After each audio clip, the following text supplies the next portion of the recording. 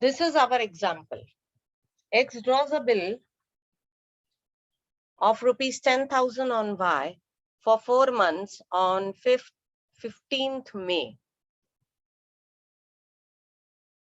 So X is drawer because he has drawn a bill. Y is drawee.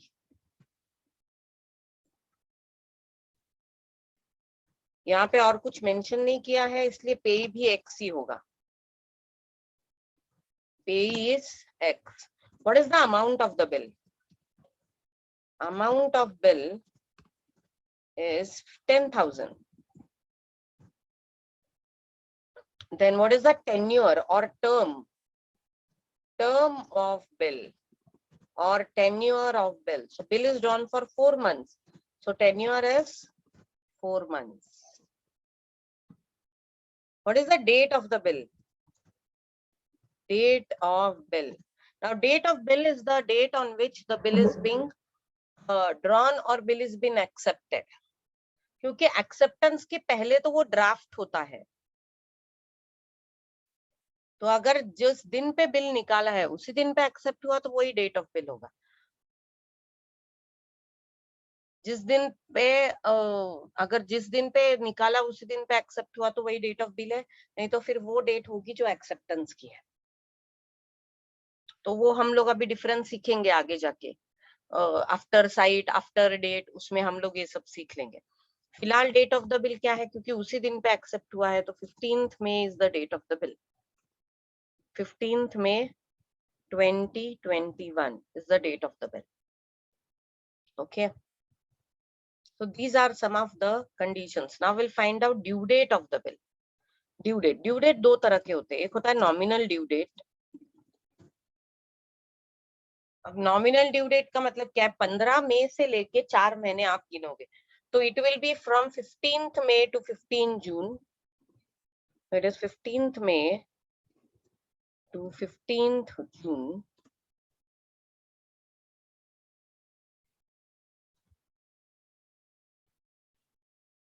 Then it is from 15th June to 15th July.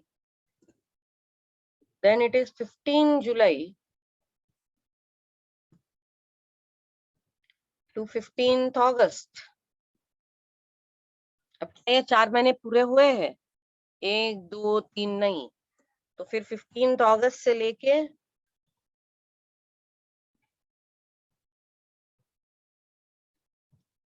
15 September. तो ये 15 September जो है ये आपका nominal due date है. 15 September ये आपका nominal due date. Nominal क्यों? क्योंकि इसमें डेज ऑफ ग्रेस ऐड नहीं किए. अगर ये 15 September, if it would have been a public holiday, declared public holiday, मतलब ये पहले से ही पब्लिक हॉलीडे है, ये आपको पता है. अगर 15 सितंबर ये पहले से ही एक पब्लिक हॉलीडे, जैसे 26 जनवरी है या 15 अप्रैल है, 15 अगस्त है, या ऐसे कोई ऑलरेडी नोन पब्लिक हॉलीडे है, तो आपका ड्यू डेट 14th को आएगा. लेकिन अगर ये इमीडिएटली डिक्लेयर्ड है, मतलब पहले से नहीं था, लेकिन अचानक उस साल में 15 सितंबर को पब्लिक हॉलीडे डिक्लेयर कर दिया, तो आपका ड्यू डेट आएगा 16th सितंबर.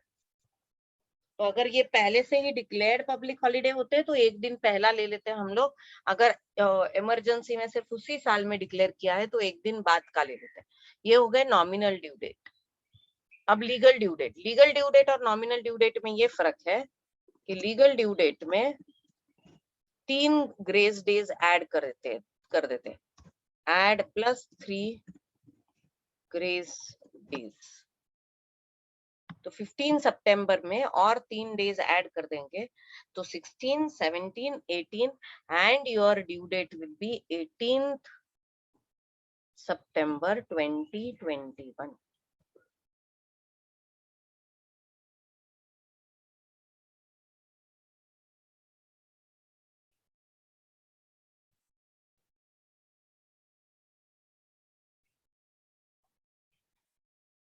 ये है आपका legal due date. Legal due date और नॉमिनल ड्यू डेट में फर्क होता है। 3 ग्रेस डेज एक्स्ट्रा दिए जाते हैं।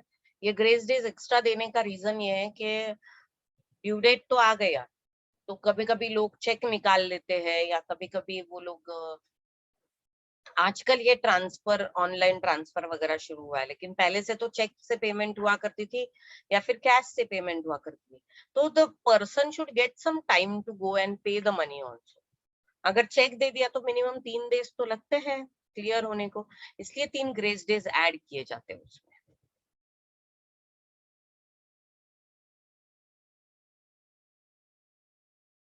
तो ये डिफरेंस है नॉमिनल ड्यू डेट और ग्रेस लीगल ड्यू डेट में। हमेशा लीगल ड्यू डेट ही कंसिडर की जाती है। Suppose Y has not paid that 10,000 rupees to X on the required day, तो 18 सितंबर के बाद X can take a legal action against Y for not paying the money. 15 सितंबर को नहीं ले सकता। अगर X ने लेने की कोशिश भी की तो भी कोर्ट या पुलिस या लॉ उसको बोलेगा 3 दिन रुको, 3 दिन उनको ग्रेस मिलते हैं। फिर 18 को भी पैसे नहीं मिले तो फिर वो लीगल एक्शन ले सकते हैं। So these are all the terminologies of bills.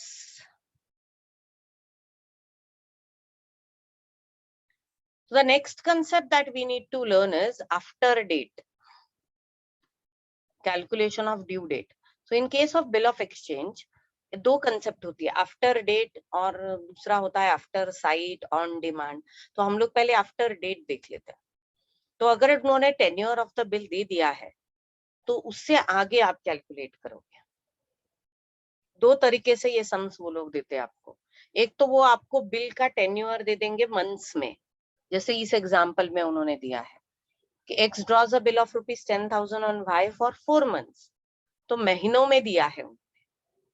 तो हम लोग क्या करेंगे, 15 मई से आगे 4 महीने कैलकुलेट करेंगे। तो 15 May to 15 June, 15 June to 15 July to 15 August to 15 September. So nominal due date will be 15 September, but this is nominal due date.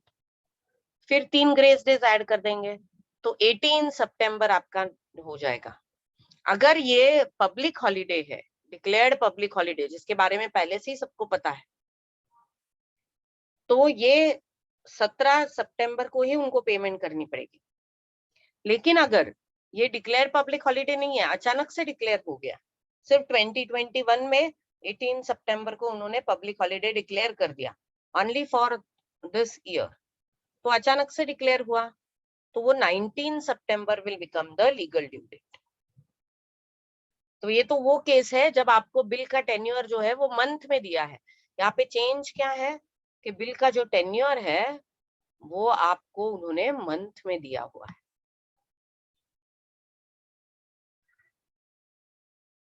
तो तब ये केस है जब मंथ में दिया है टेन्योर। लेकिन कभी कभी वो लोग क्या करते हैं, they give you the tenure in days. तो कैसे करना है, तो will do the same sum and will take days here.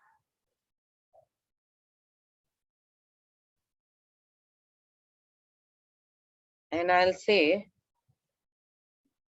60 days after the date 15th May 2021,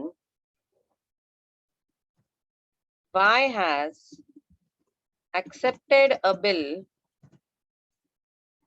drawn by X for rupees 10,000। मैंने बस वर्डिंग चेंज कर दिया और कुछ भी नहीं। आपको यहाँ पे ये वर्डिंग्स पे बहुत ध्यान देना पड़ेगा। तो 15 मई के बाद 60 दिनों के बाद ये बिल ड्यू होने वाला है। तो हम लोग इसको कैलकुलेट कैसे करेंगे, मई के 31 डेज होते हैं, उसमें से 15 निकल गए तो बचे कितने, 16 दिन बचे। फिर जून के हो गए 30 डेज, एंड देन जुलाई, तो ये 46 डेज ऑलरेडी हो गए, तो जुलाई के हो गए 14 दिन। तो 14th July is the nominal due date. यहाँ पे नॉमिनल ड्यू डेट क्या आ जाएगा, 14th जुलाई,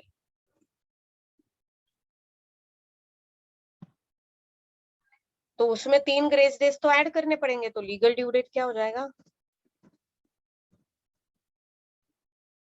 17th जुलाई। मैम मतलब अगर कुछ दिया नहीं रहेगा तो हमेशा लीगल देखते हैं क्या? नहीं, हमेशा वैसे भी लीगल ड्यू डेट ही देखते हैं, क्योंकि ओके उसी डेट के बाद एक्चुअली लीगल एक्शंस आप ले सकते हो। ओके अगर ये 17 जुलाई किसी पब्लिक हॉलीडे पे आ जाता है तो 16 जुलाई को पेमेंट होगा। तो 17 जुलाई तो कोई डिक्लेयर पब्लिक हॉलीडे है नहीं, तो अगर अचानक से डिक्लेयर हो गया तो 18 जुलाई को ड्यू डेट होगा। अगर पहले से ही डिक्लेयर पब्लिक हॉलीडे है तो 16 जुलाई को ड्यू डेट होगा। This is how we will do it, but we generally don't do anything on nominal due date. Legal due date is more important. And here you should understand the concept of after the date. After the date of the bill. What was the date of the bill? 15th May. उसके बाद हम लोगों ने calculation शुरू किए हैं।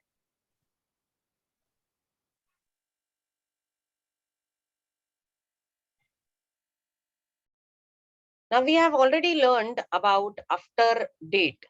After date मतलब जो बिल का डेट है, जिस दिन पे बिल ड्रॉ किया था उसके बाद से हम लोग कैलकुलेशन शुरू करते हैं, ये होता है आफ्टर डेट। अब नेक्स्ट कंसेप्ट है आफ्टर साइट। तो यहाँ पे हम लोग कैलकुलेशन तो सेम होता है, सिर्फ हम लोग कैलकुलेशन शुरू करते हैं from the date of acceptance. इसलिए मैंने तब बोला था कि आफ्टर डेट और आफ्टर साइट में हम लोग उस बात को एक्सप्लेन करेंगे। आफ्टर डेट में जिस दिन बिल निकाला उस दिन से आगे कैलकुलेशन किए जाते हैं ड्यू डेट के लिए, और आफ्टर साइट में जिस दिन बिल एक्सेप्ट किया उससे आगे कैलकुलेशन किए जाते हैं for the due date. Let us take an example. So X draws a bill of rupees 10,000 on Y for 4 months on 15th May and he has accepted it on 17th May. तो bill draw तो किया है 15th मई को, accept कब किया है 17th मई को। तो अगर मैं इसको आफ्टर साइट बोल दूं, if I have to calculate the due date after sight, तो वो कैसे होगा? 17th मई को एक्सेप्ट किया है, उसके आगे आप कैलकुलेट करोगे 17 May to 17 June, 17 June to 17 July, 17 July to 17 August, 17 August to 17 September, plus 3 grace days, 20 September will become your legal due date. This is after sight. अगर यही आफ्टर डेट होता तो हम लोग कैसे करते? 15 मई के बाद ही कैलकुलेशन शुरू कर देते। मतलब ये बीच के जो 2 दिन गए हैं वो भी हम लोग वेस्ट नहीं गवाते। 15 मई से 15 जून से जुलाई अगस्त सितंबर, 4 महीने हो गए, और प्लस 3 ग्रेस डेज, 18 सितंबर will become your legal due date. This is the difference between after sight and after date. Simply, in after sight, you will start calculating the due date from the date of acceptance of the bill. After site का मतलब ये है कि जब आपको पता चले उसके बाद। अब वाई को कब पता चला कि बिल निकाला है? 17th मई को, जिस दिन उसने एक्सेप्ट किया, तो वो उस दिन उसने पहली बार बिल देखा, ऐसे हम लोग कंसिडर करेंगे, तो उसके बाद से कैलकुलेशन करेंगे। अगर यही आफ्टर डेट होता तो हम लोग 15 मई से ही, मतलब जिस दिन बिल निकाला उसी दिन से हम लोग कैलकुलेशन शुरू करेंगे। Now this was regarding the when the days were given in or when the legal due date was given in month. अगर यही उन्होंने डेज में दिया होता तो आफ्टर साइट के लिए हम लोग डेज कैलकुलेट करते 17 मई के बाद।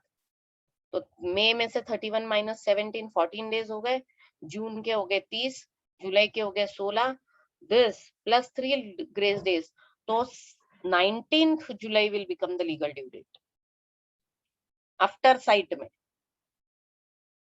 और यहाँ पे आफ्टर डेट में ये 60 डेज होते तो 31 माइनस 15, मई के 16 दिन, जून के 30, जुलाई के 14, plus 3 grace days, 17 July will be your legal due date. Now this is the difference between after sight and after date. अगर उन्होंने आफ्टर डेट बोला है तो इसका मतलब डेट ऑफ द बिल से लेके आप कैलकुलेशन शुरू करोगे लीगल ड्यू डेट के लिए। पहले नॉमिनल ड्यू डेट निकालोगे plus 3 grace days legal due date आएगा। अगर legal due date public holiday पे आता है तो उसका एक दिन पहले लिया जाएगा, और अगर वो इमीडिएटली मतलब अचानक से डिक्लेयर किया हुआ पब्लिक हॉलिडे है, हमारे रेगुलर पब्लिक हॉलिडेज नहीं है, तो हमारे साल के रेगुलर पब्लिक हॉलिडेज क्या होते हैं? 26 जनवरी होता है, 1 मई होता है महाराष्ट्र में, then we have 15th August, then we have 2nd October. These are the public holidays which are already there. तो अगर आपका legal due date in public holidays पे आता है और ये पहले से आपको पता है कि ये पब्लिक हॉलिडेज है, तो आप एक दिन पहले ही उसको ऑनर कर दोगे, तो वाई एक दिन पहले ही ऑनर कर देगा। और अगर ये अचानक से पब्लिक हॉलिडे डिक्लेयर हो गया, सपोज 17 जुलाई अचानक से पब्लिक हॉलिडे डिक्लेयर हो गया, क्योंकि 17 जुलाई के बाद एक भी कोरोना पेशेंट नहीं है, तो उन्होंने अचानक से पब्लिक हॉलिडे डिक्लेयर कर दिया 17 जुलाई को, तो फिर वाई को तो पता नहीं था ना, तो वाई क्या करेगा? 18 जुलाई को पेमेंट करेगा। तो ये वर्डिंग्स आपको देखना बहुत इंपॉर्टेंट है, और ये बिल के फॉर्मेट में दिया होता है, आफ्टर साइट या आफ्टर डेट, ये उधर फॉर्मेट में दिया हुआ होता है, उन्होंने बोला होता है आपको। So whenever we are reading the sums of bills of exchange, we should see whether it is after sight or after date. If it is after date, then calculate from the date of the bill, when the bill is drawn. And if it is after sight, then calculate it from the date of acceptance of the bill, when the bill was accepted.